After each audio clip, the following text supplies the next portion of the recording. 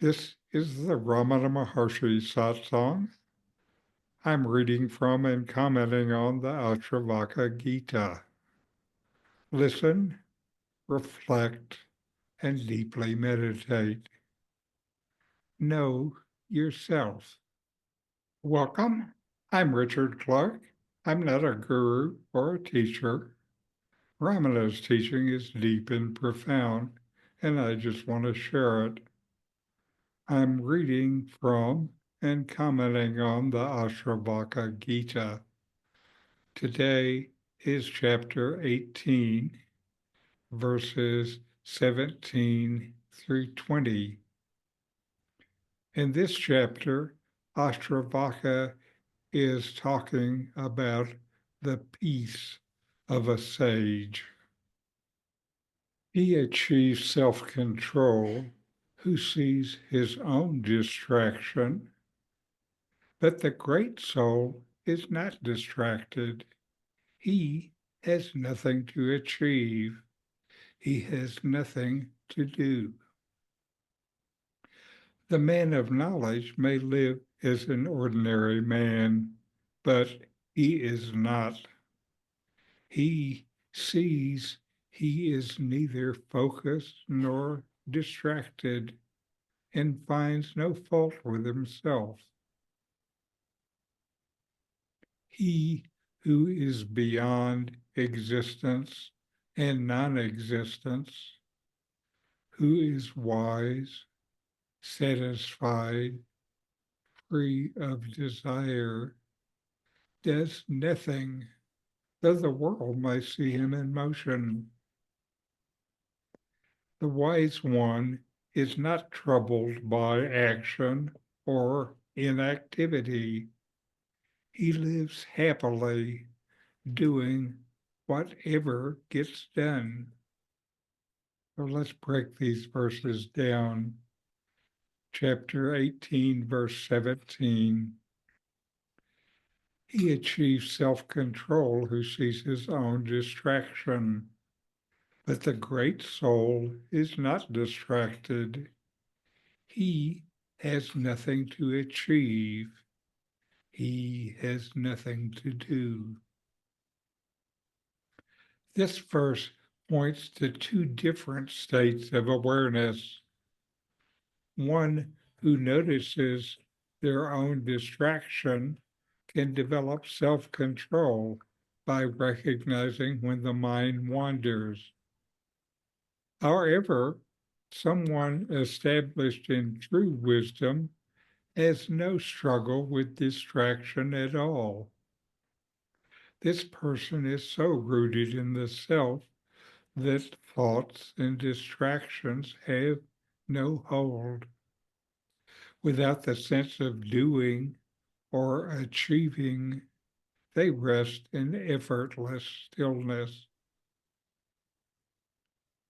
If you're working to quiet your mind, this verse encourages you to observe distraction without judgment. The real message, though, is that complete freedom comes when you no longer see yourself as someone striving for control. Instead, you rest as awareness itself, naturally steady and at peace. This teaching invites you to see that true peace isn't something you attain through effort. It's realized by letting go of the belief that you are incomplete. Distraction loses its power when you stop identifying with it, and what remains is the quiet presence that is your true nature. 1818. The man of knowledge may live as an ordinary man, but he is not. He sees he is neither focused nor distracted and finds no fault with himself. This verse describes the state of one who has realized the self. Outwardly, they may seem no different from anyone else going about their daily life, yet inwardly they remain undisturbed. They no longer judge themselves as being either focused or distracted. Having transcended such concepts, they live free from self-criticism or striving. Ashtavakra invites you to release the need to measure your spiritual progress. True freedom doesn't depend on whether you feel still or scattered. It is found in accepting things exactly as they are. The wise person's peace comes from resting in the awareness that is always present. By giving up the mental habit of self-evaluation, you step into a deeper calm.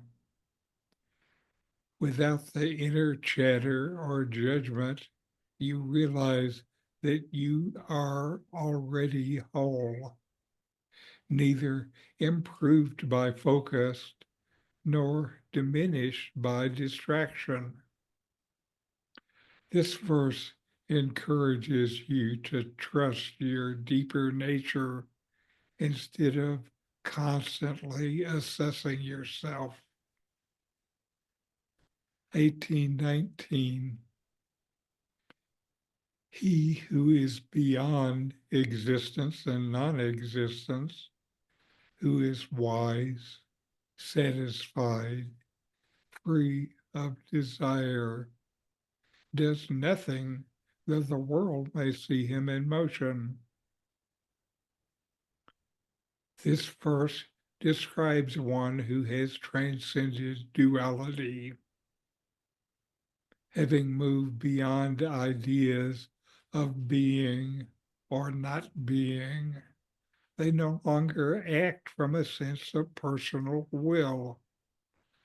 While others may see them involved in activity, inwardly they rest in complete stillness. Their actions are spontaneous, free from attachment or purpose, free from any sense of doership. If you often feel pressured to do or achieve, this verse reminds you that true peace arises when you release that pressure. The wise one's actions flow naturally without effort or inner conflict. When you stop identifying with being the doer, your actions become lighter and more effortless. Instead of pushing yourself to accomplish things, you begin to trust that whatever needs to happen will unfold naturally. This shift from effort to ease reveals a deeper contentment that is always present, no matter what is happening around you.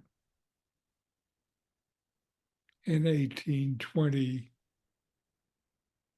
the wise one is not troubled by action or inactivity. He lives happily doing whatever gets done. This verse describes the freedom of the sage who has realized the self. Whether they're active or still, their inner peace remains undisturbed. They have no anxiety about what should or shouldn't be done. life unfolds naturally, and they meet each moment as it comes. If you have ever felt burdened by tasks or uncertain about whether you are doing enough, this verse offers reassurance.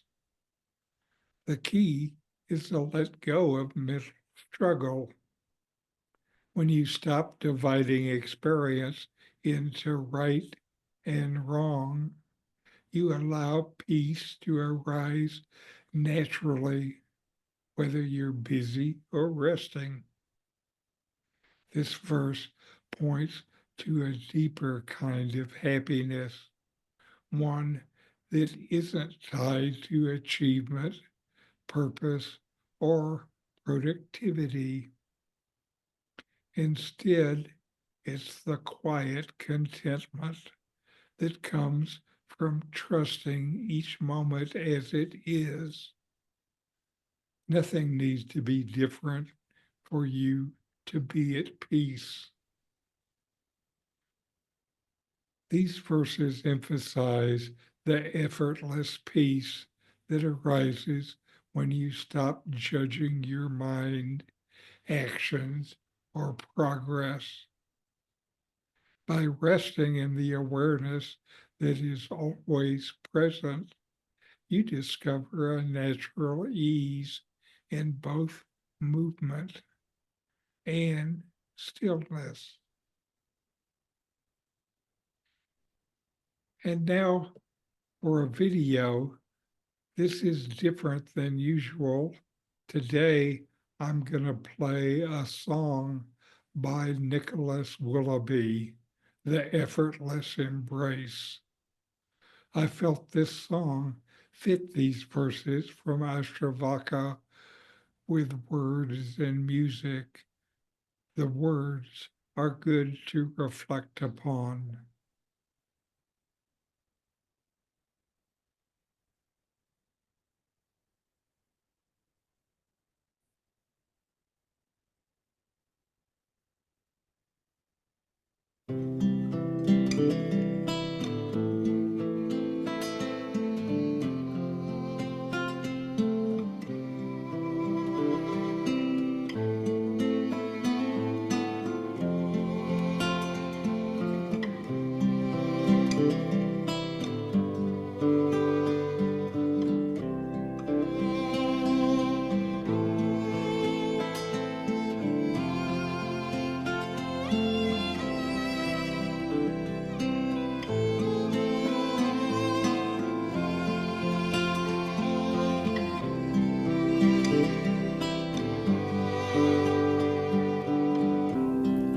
Came out of the blue into time and into space. You were given an identity, and a name was written on your face. You became the central character in a story of future gain. Desperate for pleasure, running from the pain. Oh my darlings, you were never out of place. You belong to eternity, and what you are is made of grace.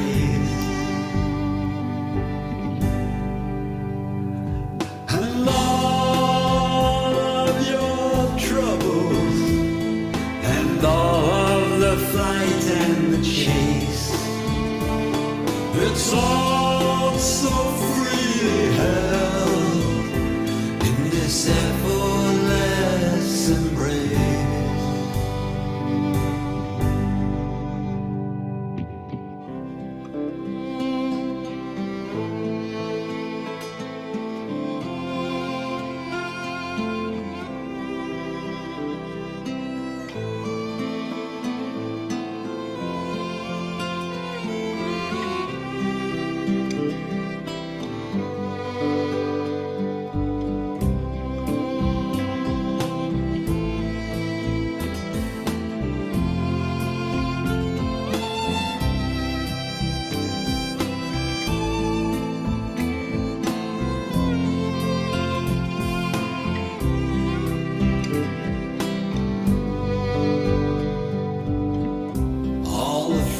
things that you cherish, and the way that you state your case.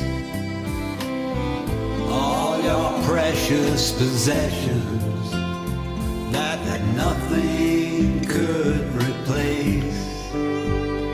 It's the story of trying to have and hold, a struggle to win some race. A story going nowhere that will be lost without a trace. Oh my darlings, you were never out of place. You belong to eternity, and what you are is made of grace. And all of your struggles, and all of your disgrace, it's all so sweetly held in this effortless embrace. And all of your sorrows, all of your loss of faith, it's all so sweetly held in this effortless embrace. And all of your suffering, and all of your lack of grace, it's all so freely held in this effortless embrace. Yes, all of your troubles, and all of the fight and the chase, it's all so sweetly held in this effortless embrace. And all of your struggles, and all of your disgrace, it's all so sweetly held in this effortless embrace.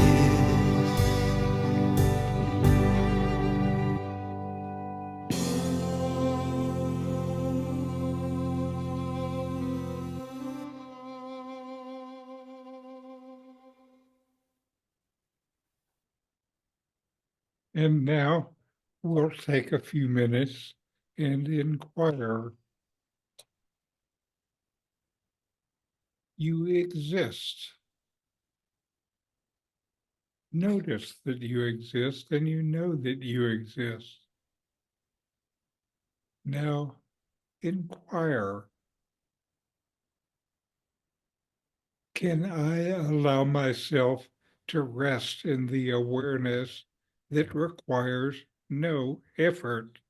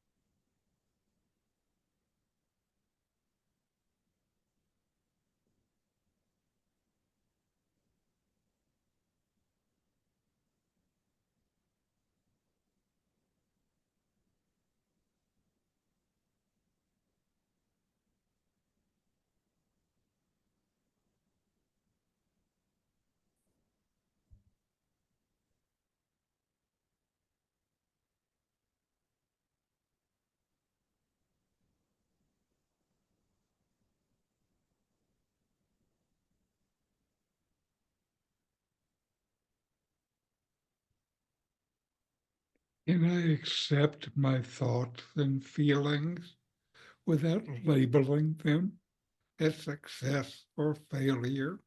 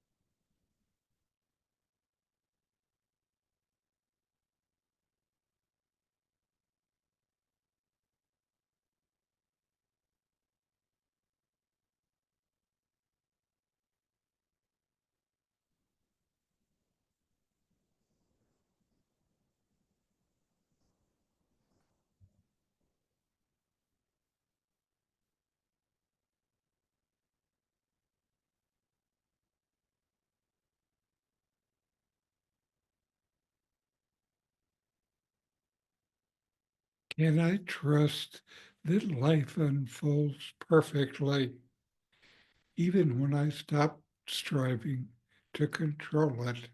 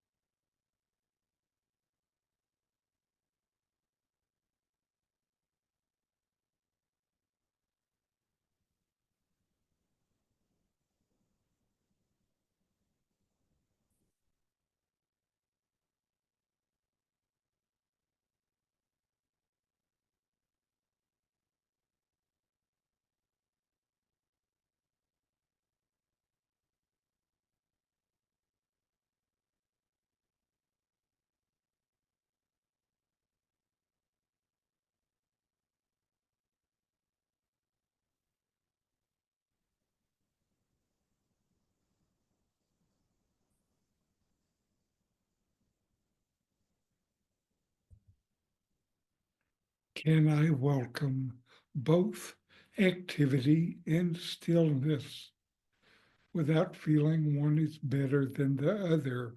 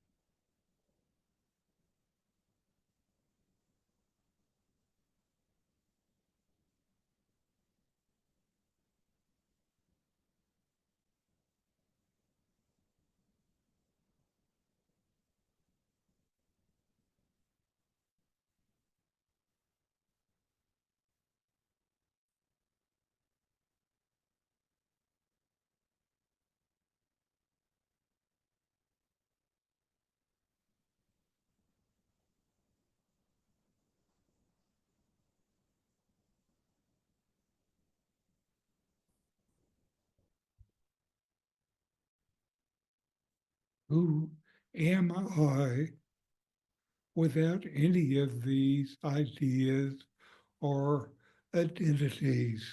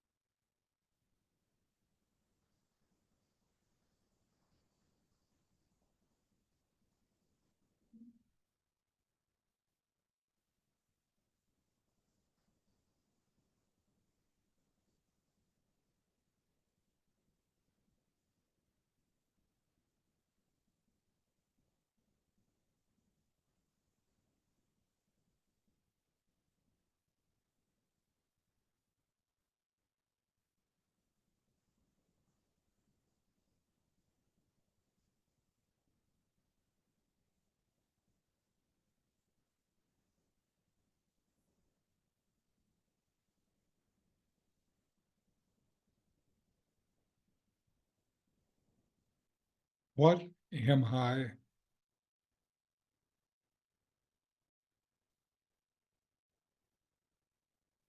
What is the nature of my existence? What actually exists?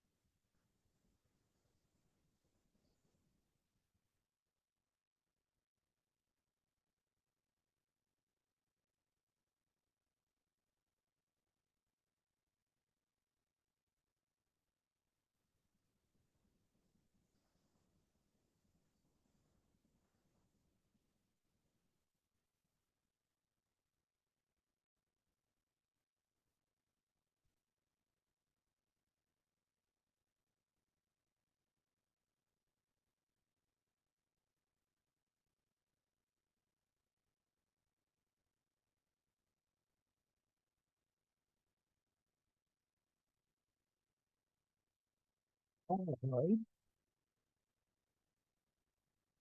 And now we'll close with a short chant. Om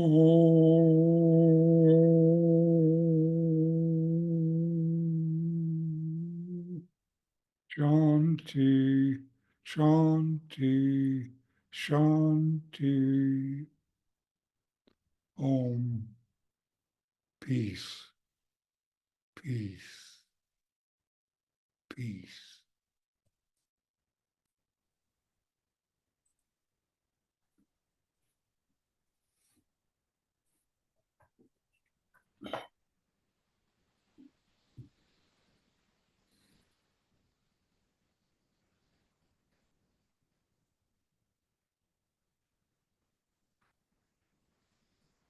I hope this song was good instead of the usual Nomi talk. I miss Nomi. But it was a nice song, lovely. And the self-attention after, just so peaceful. Mhm. I just thought I'd try something different. Yeah. And somehow that song got in the folder I have on my computer that has lots of Nomi satsangs in it. So when I looked at for Nomi satsangs based on the word effortless, that's what showed up. Hmm. And I'm willing enough to believe. You rolled with it. Yeah, That's right. that's The right. universe wanted it, Richard. That's right. You know, there are Carol, lots. Go ahead. I'm sorry. no, I can wait. Go ahead. I just said there are lots of ways to be able to express the truth. And each of them is like you're looking through one prism of a crystal, and you look through another prism and you get another point of view.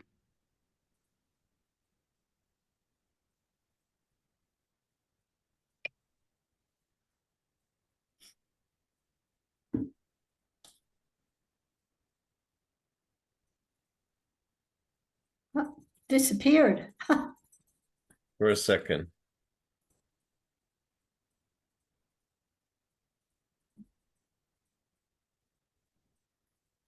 And I guess ultimately you're looking at yourself Yes. What else is there? until the looking disappears. Mm-hmm.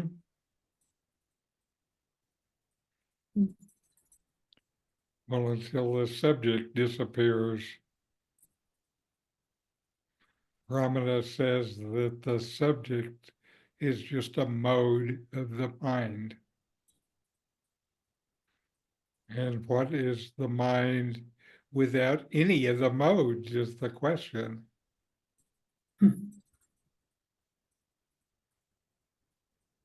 The modes of the mind are vrittis in Sanskrit. What is the mind without any vrittis?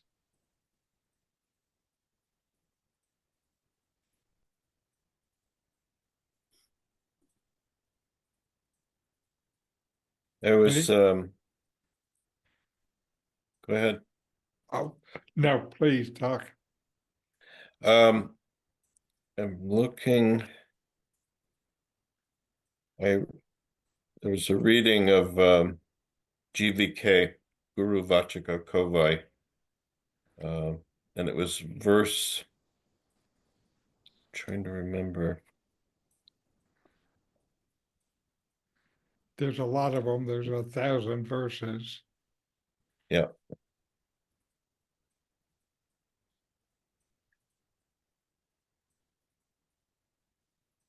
Not coming to me. It's a very good verse, though. Was it a recent verse?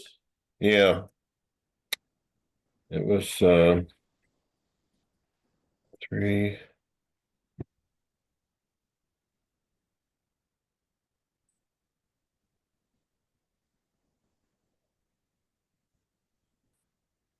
I'll look it up. One sec. Give me one moment.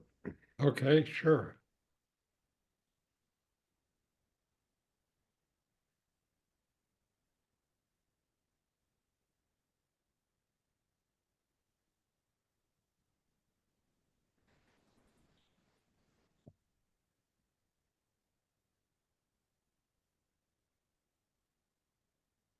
Yeah, 427. I was close.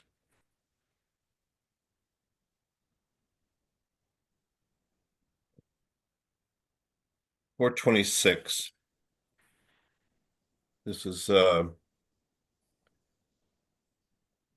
Vachaka Kovai translation by I believe it's mixed people. It's Venkata Subramanian, Robert Butler, and David Godman. Mhm.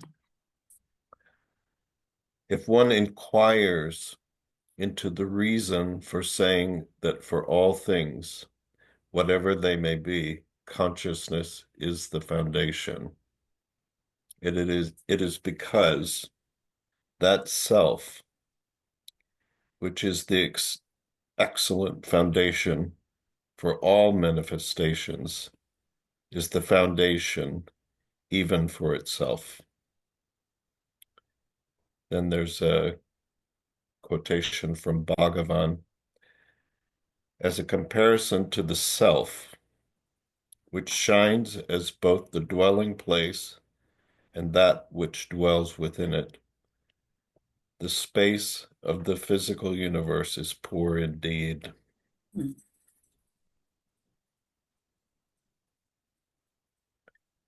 The physical universe rests within consciousness, but the true space of consciousness, the underlying empty substratum, which contains nothing other than itself, is always greater. And one last, there's a bit more. Chitakasa, this is Bhagavan, the expanse of consciousness is pure knowledge only.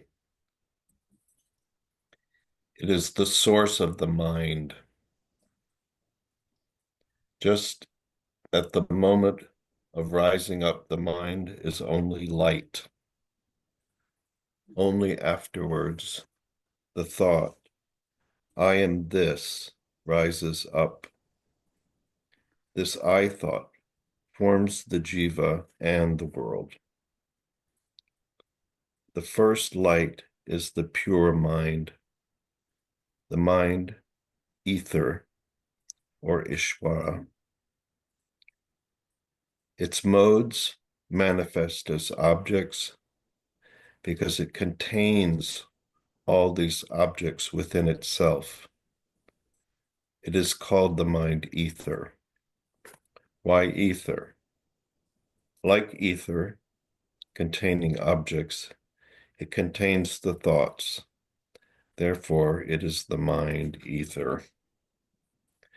Again, just as the physical ether, through accommodating all the gross objects, the whole universe, is itself the content of the mind ether, so also the latter is itself the content of the chit ether, chitakasa, which is the expanse of consciousness again. Yes. Hmm. Is that The like last, you're looking out? You're looking out, and that's the I thought. You look in and you go home. that's it.